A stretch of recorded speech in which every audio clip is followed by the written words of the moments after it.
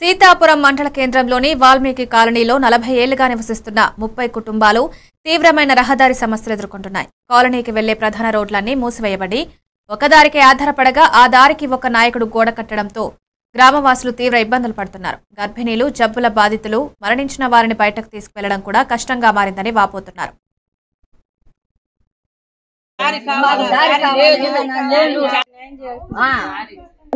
మనుషులు పోవడానికి కూడా ఇద్దరు ముగ్గురు పోవడానికి కూడా ఇబ్బందిగా ఉంది సార్. ఒక మనిషి పోవాలి, ఒక మనిషి రావాలి, అటువంటి పరిస్థితి చేసిండ్రు.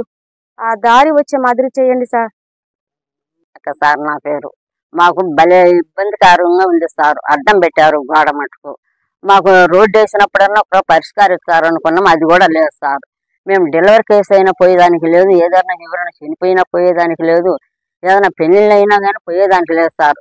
మాకు అది ఒకటి మటుకు చేయాలి సార్. మీరు అందరూ కలిసి కూడా మాకు ఒకటి మటుకు న్యాయం చేయాలి సార్. కాకల సురేష్ గారు, మీకు నమస్కారం.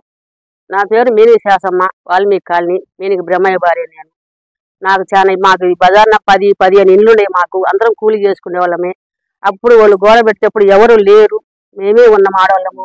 మేము పోతే తలకాయలు పగులుతాయని భయపడుకున్నాం. వాళ్ళు ఎక్కువ ఉన్నారు, మేము తక్కువ ఉన్నాం.